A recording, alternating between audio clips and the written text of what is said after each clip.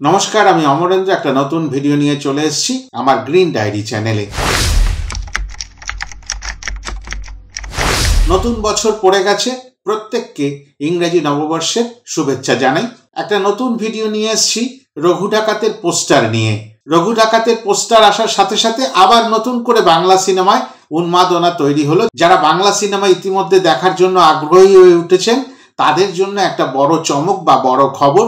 এই খবরটার অপেক্ষা আমাদের বহুদিন ধরেই ছিল। 25শে ডিসেম্বর এরকম কিছু খবর একটা আসবে দেবের জন্মদিনের দিন, সেরকম একটা আশা নিয়ে বসেছিলাম, কিন্তু না, এটা 1 জানুয়ারি 2025 মানে নববর্ষের দিন এটা আমাদের কাছে এসে পৌঁছালো। এবং পোস্টারটি নিয়ে দুটি কথা বলার আগে যেটা বলার সেটা হচ্ছে, বেশ কিছুদিন ধরে একটা উড়ো খবর ভেসে আসছিল যে সুরিন্দার ফিল্মসের সঙ্গেই আবার গাঁট বেঁধে এই রঘু ডাকাত সিনেমাটি হবে। কিন্তু পোস্টারটি আসার সাথে সাথে সেটা পরিষ্কার হয়ে গেল, না, এটা এসভিএফ এর সঙ্গে দেব এন্টারটেনমেন্ট ভেঞ্চার্সের যৌথ প্রযোজনায় সিনেমাটি হবে। এবং এই সিনেমাটি 2025-এর পূজার আকর্ষণ হতে চলেছে। আর পূজার আকর্ষণ মানেই সেটা বাঙালির কাছে একটা বাড়তি পাওনা। এই সিনেমাটির পরিচালনায় রয়েছেন ধ্রুব ব্যানার্জি, সেটাও আমরা আগে থেকে যারা চর্চা করি তারা জানতাম। আর এই পোস্টারটা আসার পরে অনেকগুলো দিক খুলে গেল।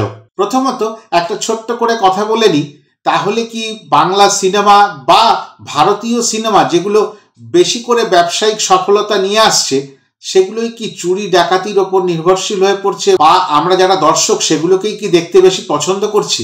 একেবারে অতি সফল 2024-এর কয়েকটি সিনেমার নাম করি। স্ত্রী 2, সেখানে আধুনিকা মেয়ের চুরি, সে ভৌতিক চুরি হোক আর যে চুরি হোক, আধুনিকা মেয়েদের চুরি করা হতো। পুষ্পা 2, সেখানে লাল চন্দনের কাঠের চুরি, এক ধরনের ডাকাতিও বলা যেতে পারে। এই চুরি বা ডাকাতির পিছনে কি কি রহস্য আছে বা কোনো পজিটিভ সাইড আছে কিনা সেই নিয়ে কথা বলছি না। চলে আসুন বাংলায় বহুরূপী, অতি সফল একটি সিনেমা, তাতেও ব্যাংক ডাকাতি বা চুরি। আবার একেবারে সাম্প্রতিক যে সিনেমা নিয়ে উন্মাদনা বাঙালির মনে মনে চলছে, প্রত্যেকটা ঘরে আলোচিত হচ্ছে, খাদান, সেটাও একটা চুরি, মানে কয়লা চুরির গল্প, কয়লা মাফিয়াদের গল্প। অদ্ভুতভাবে আমি আজকে যখন এই রঘু ডাকাতের পোস্টারটি দেখলাম তখন মনে হলো চুরি ডাকাতি নিয়ে কি সিনেমার সেই প্রচলন অনেক যুগ আগে যেগুলো আমরা ফেলে এসেছি সেটাই কি আবার নতুন করে আসছে। এছাড়াও 2025-এর আরেকটি আকর্ষণ হতে চলেছে দেবী চৌধুরানী, সেখানেও কিন্তু সেই চুরি ডাকাতির প্রশ্নই আসছে। তাই আমার মনে এই প্রশ্নটি জাগলো। যাই হোক, এই রঘু ডাকাতের পোস্টারটি দেখে আপনারা যারা যারা দেখেছেন তারাও একই কথাই বলবেন যে বড্ড ভয়ঙ্কর। একটি রুদ্র রূপ প্রকাশ পাচ্ছে শুধুমাত্র দেবের চোখ দুটোর মারফত। ওই চোখ দুটো দেখা যাচ্ছে যে মুখটা ঢেকে রেখেছে কম্বল দিয়ে, মানে একটা শীতকালীন আভাস পাওয়া যাচ্ছে যে একটা শৈত্য প্রবাহ। আর ডাকাতরা তো একটু মুখ চোখ ঢেকে আসে, সেটা আমরা ছেলেবেলা থেকেই পড়েছি বা দাদু ঠাকুমার কাছে গল্প শুনেছি। আর পাশাপাশি যেটা দেখতে পাচ্ছি, চোখের মধ্যে একটা দীপ্তি, ওই কপালের টিকা, লাল রঙের চোখ, এইটা দিয়ে একটা আভাস আসছে যে মা কালীর সাধক হবেন দেব বা এখানে রঘু ডাকাত। আর পাশাপাশি একটু তন্ত্র সাধনারও আঁচ দিচ্ছে। পোস্টারটার মধ্যে কিন্তু কোনো রঘু ডাকাতের নাম পর্যন্ত লেখা নেই। পোস্টারটির মধ্যে কোনো জায়গায় পরিচালকের নামটুকুও লেখা নেই। এর আগের যে পোস্টারটি দেখেছিলাম সেটা দেবের একটা ব্যাক প্রোফাইল পোস্টার। সেই পোস্টারটি একটু সিলিউট ট্রিটমেন্টে ছিল, পুরো শরীরটা দেখা গেলেও কিছু প্রকাশ পায়নি। কিন্তু এখানে টাইট ক্লোজ আপে শুধুমাত্র চোখ দুটোই দেখা যাচ্ছে।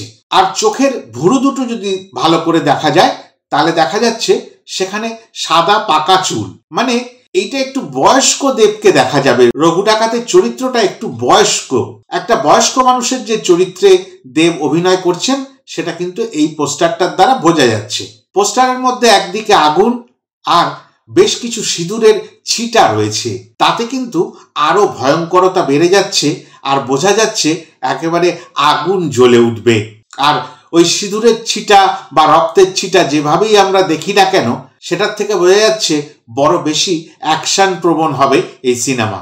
আর ডাকাতি মানে তো একটু ঘোড়সাওয়ারি থাকবে, একটু অসি চালনা থাকবে, অন্যান্য ফ্লেভার তো থাকবেই। তবে এসভিএফ এর সঙ্গে গাঁটবন্ধন হওয়াতে আমার একটা মনে প্রশান্তি কাজ করছে। যে প্রশ্নগুলো বারবার করে ওঠে, হল পাওয়া আর শোজ পাওয়া, মানে সঠিক সময় সঠিক শো পাওয়া বা নাম্বার অফ শোজ বাড়ানো, সেটার ক্ষেত্রে কিন্তু অনেকটা সুবিধা এসে পড়বে এটুকু বোঝা যাচ্ছে, কেননা এসবিএফ তাহলে তার নিজের মাল্টিপ্লেক্সগুলোতে অন্তত এই সিনেমাটিকে ভালোভাবে প্রশ্রয় দেবেন এবং সঠিক সময় শোজ দেবেন, নাম্বার অফ শোজও বাড়াবেন এবং প্রত্যেকটি প্রান্তে যেখানে যেখানে এসবিএফ রয়েছে সেখানে সেখানে এই সিনেমাটি আমরা অনায়াসে আমাদের সুবিধা মতো সময় দর্শকরা দেখতে পাবো। এছাড়াও একটা আভাস পেয়েছি যে এই সিনেমাটির বাজেট কিন্তু খাদানের থেকেও বেশি, প্রায় 8-9 কোটি টাকা।